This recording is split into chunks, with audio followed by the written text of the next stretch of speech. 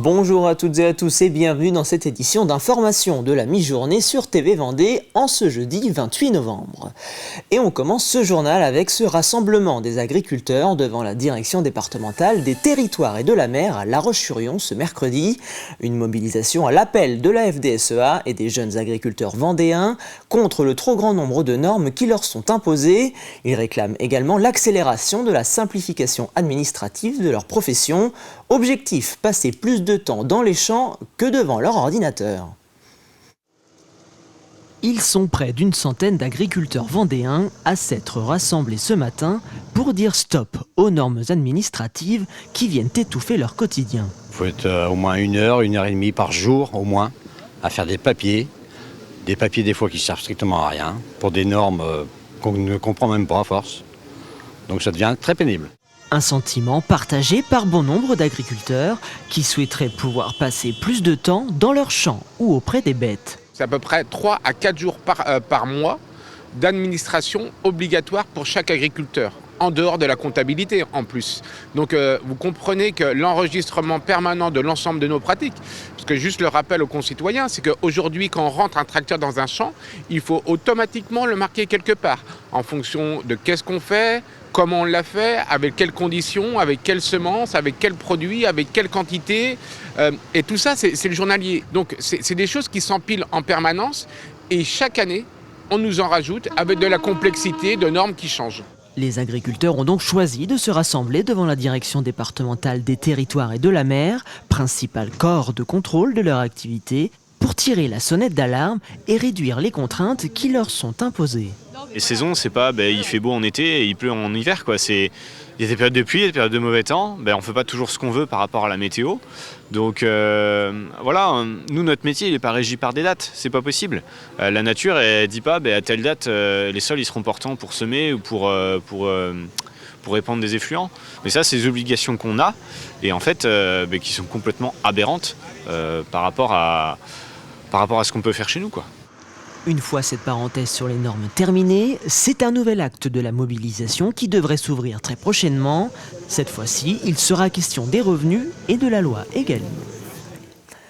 Et on poursuit ce journal avec un autre rassemblement qui aura lui lieu le 3 décembre prochain.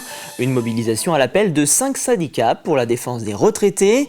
Ces derniers réclament une revalorisation des pensions indexée sur le salaire moyen au 1er janvier 2025, un rattrapage des pertes subies depuis 2017, afin qu'également plus aucune pension ne soit en dessous du SMIC. L'ensemble des retraités seront perdants, quoi que veuille dire le gouvernement, puisqu'il devrait revaloriser normalement, conformément à la loi, toutes les retraites au 1er janvier de 2,2%.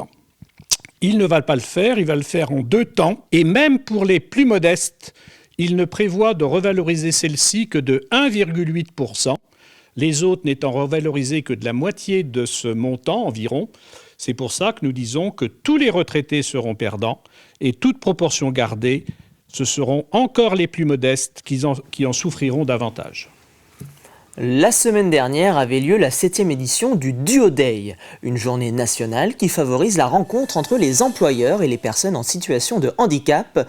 Objectif, leur permettre une immersion professionnelle unique en binôme. Chaque personne en situation de handicap passe donc la journée aux côtés d'un salarié de l'entreprise qui l'accueille pour l'accompagner et lui faire découvrir un ou plusieurs métiers. Exemple dans cet atelier de couture à Essart-en-Bocage où notre journaliste Mathis Pires est allé à la rencontre d'Erwan. Devant sa machine à coudre, Erwan est concentré. Atteint d'une fragilité psychique, Erwan a quitté le monde du travail en 2012. Depuis 2 ans et demi, il travaille à l'ESAT, un centre spécialisé pour personnes handicapées. Et pour la 2e fois, il participe au Duo Day. L'objectif, intégrer une entreprise plus classique. Ça montre qu'on ne sert pas à rien et qu'on est capable de faire des choses aussi bien parfois que des personnes qui ne sont pas en situation de handicap.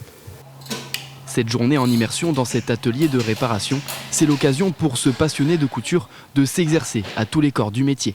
C'est rassurant, en fait. Déjà, on découvre des lieux qui nous intéressent, que c'est à notre demande. Donc, c'est intéressant, c'est une belle découverte. C'est rassurant pour la suite. Ouais.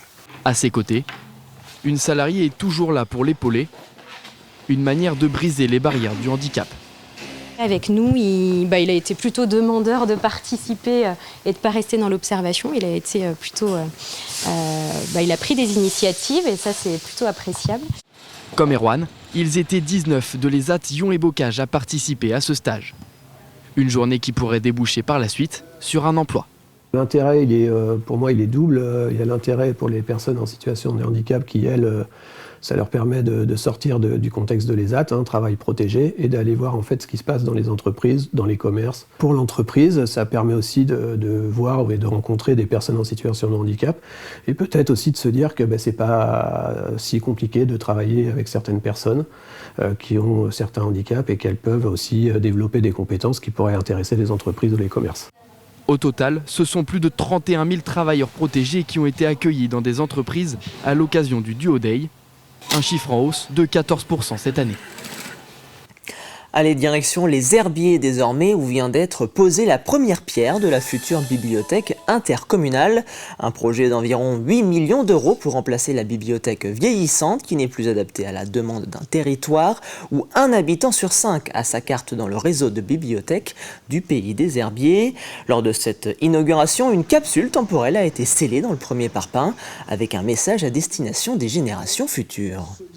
C'est une bibliothèque qui sera à vocation multiple. Alors bien sûr, il y a le livre qui est forcément l'appel qui permet effectivement de faire venir du monde, mais bien au-delà de ça, c'est un lieu dans lequel on retrouvera des conférences, des expositions. En fait, c'est un lieu de vie. On pourra même y déjeuner. Alors, nous ne faisons pas les sandwichs, comme j'ai pu le dire, nous ne faisons pas les sandwichs, mais bien sûr, on a des commerçants, on est en plein cœur du centre-ville.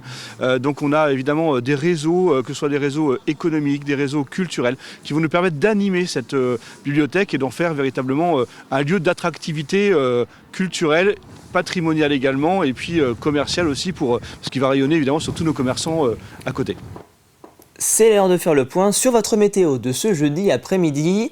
Les nuages persistent sur l'ensemble de la Vendée. Difficile d'entrevoir une éclaircie en ce jeudi 28 novembre. Conséquence, le mercure est à la hausse. Vous aurez 14 degrés du côté des Herbiers, de Montaigu ou de Noirmoutier, 15 degrés au Sable et jusqu'à 16 à La Roche-sur-Yon. C'est la fin de ce journal, merci pour votre fidélité. Je vous retrouve tout à l'heure à 18 h pour un nouveau point sur l'actualité vendéenne. Passez un excellent après-midi sur TV Vendée.